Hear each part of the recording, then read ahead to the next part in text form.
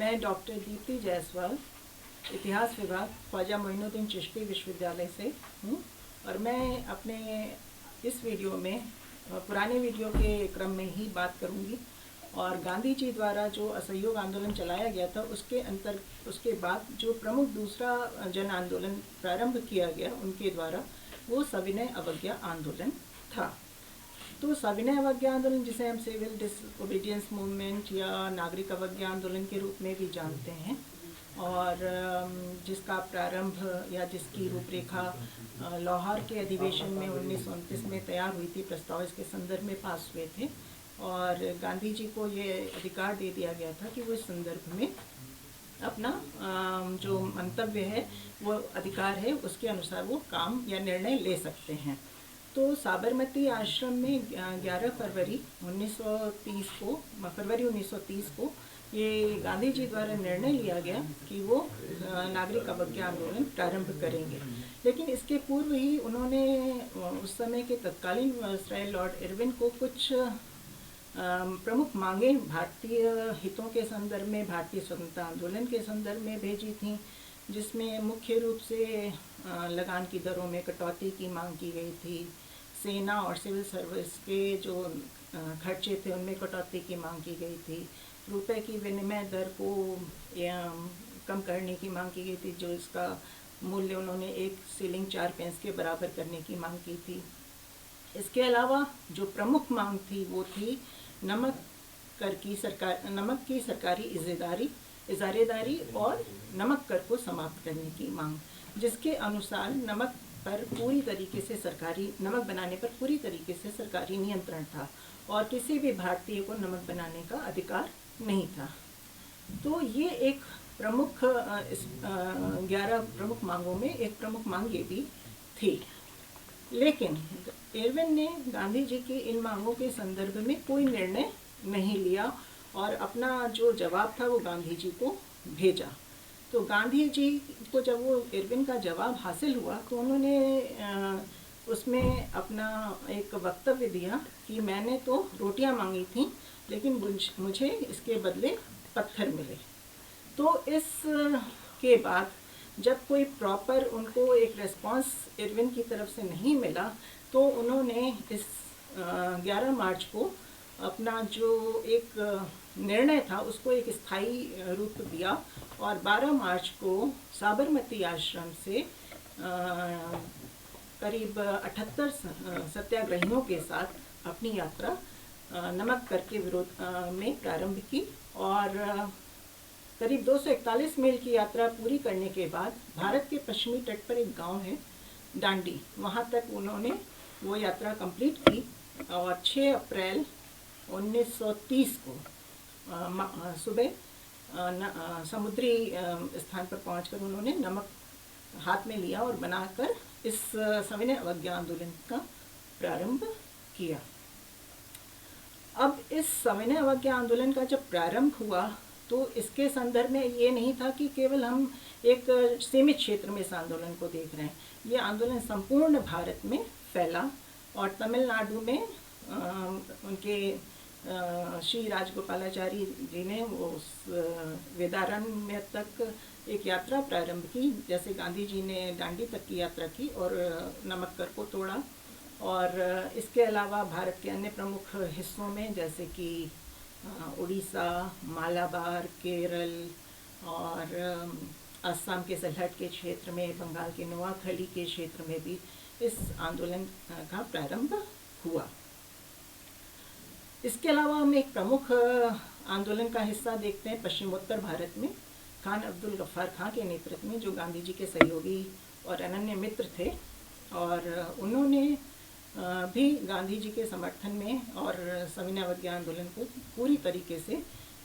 Support किया और वहाँ पर कांग्रेसियों ने इस आंदोलन का समर्थन किया, सरकार के विरोध में नारेबाजी, प्रदर्शन इत्यादि किए। तो ब्रिटिश सरकार ने बख्तर गाड़ियाँ भेजी उस विद्रोह को दबाने के लिए, प्रदर्शनकारियों के विरोध को दबाने के लिए। जब विरोध उनके नियंत्रण में नहीं आया तो गढ़वाली सेना को भी रेजिमेंट को भी भेजा गया और उसके लीडर थे उस रेजिमेंट के, चंद्र सिंह गढ़वाली। तो उन्होंने सत्याग्रहियों पर गोली चलाने से इनकार कर दिया और करीब कई दिनों तक पश्चिमोत्तर जो प्रांत था वो सत्याग्रहियों के कब्जे में बना रहा। अब हम इसके अलावा एक प्रमुख चीज़ इसमें देखते हैं इस समय कि नेहरू जी 14 अप्रैल 1930 को गिरफ्तार हो जाते हैं और 5 मई को गांधी जी। तो जब गांधी जी गिरफ्तार होते हैं तो 5 मई के बाद 8 मई के आसपास शोलापुर में मिल मजदूरों ने आंदोलन, गांधी जी के समर्थन में आंदोलन प्रारंभ किया और सत्याग्रह, प्रदर्शन, धरना इत्यादि किए और करीब 50,000 मिल मजदूरों ने हड़तालें की। और शोलापुर का जो ये मिल मजदूर सत्याग्रह है, ये एक निर्णायक मोड़ था और यहाँ पर भी काफ़ी कुछ सविनय अवज्ञा आंदोलन के समर्थन में काम हुआ। इसके बाद हम देखते हैं धरसाड़ा का क्षेत्र, जहाँ पर सरोजनी नायडू के नेतृत्व में बहुत बड़ी संख्या में सत्याग्रहियों ने भाग लिया और करीब 300 सत्याग्रहियों पर लाठीचार्ज किए गए। उन्हें मुट्ठों से मारा गया, बंदूकों के मुट्ठों से मारा गया। 2 लोग इस प्रदर्शन में, धरना प्रदर्शन में उनकी मृत्यु हो गई। तो हम कह सकते हैं कि ये सविनय अवज्ञा आंदोलन जो था एक बड़ी संख्या में आगे बढ़ रहा था और इसमें महिलाओं ने, ग्रामीण क्षेत्र के लोगों ने काफ़ी भाग लिया, काफ़ी बढ़ चढ़कर भाग लिया। और वैसे ही जैसे कि असहयोग आंदोलन में विदेशी कपड़ों की होली जलाना, शराब का बहिष्कार करना, धरना प्रदर्शन, हड़तालें करना,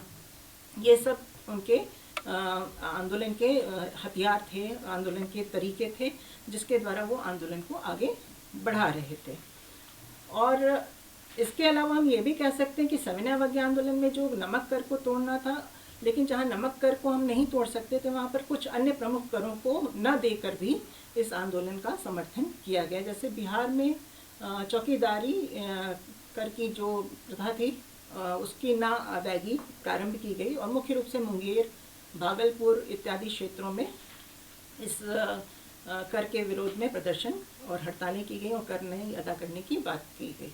इसके बाद हम जैसे कि आपका खेड़ा, गुजरात का, सूरत का, बारदोली जिला और भड़ौच के जम्बूसर इत्यादि इलाकों में भी कृषि कर न देने की बात कही गई, जिसमें हम एक प्रमुख घटना देखते हैं कि सरदार पटेल की माँ को भी मतलब जब वो किचन में काम करनी थी अपने तो उन्हें पीटा गया। इसके अलावा मध्य प्रांत, महाराष्ट्र, कर्नाटक, ये जो वन क्षेत्र थे वहाँ पर जो ब्रिटिश वन नीतियाँ थीं उनके विरोध में, उन वन नियमों के विरोध में भी आंदोलन किए गए। तो हम कह सकते हैं कि इस आंदोलन ने एक बड़ी संख्या में हमें भारतीय राष्ट्रीय आंदोलन को आगे बढ़ा रहे थे। लेकिन इसी समय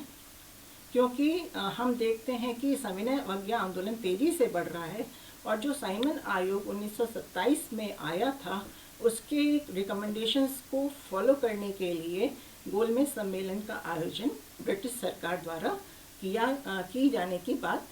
प्रारंभ होती है। और हम देखेंगे कि गांधी जी किस प्रकार से इस गोलमेज सम्मेलन के माध्यम से कांग्रेस को क्या रूप देते हैं, कांग्रेस का क्या रोल निर्धारित होता है और आगे क्या अन्य चीज़ें सविनय अवज्ञा आंदोलन को प्रभावित करेंगी, वो हम आगे के वीडियो में समझने की कोशिश करेंगे। हम इस वीडियो को, इस लेक्चर को आगे के वीडियो में क्रमशः जारी रखेंगे।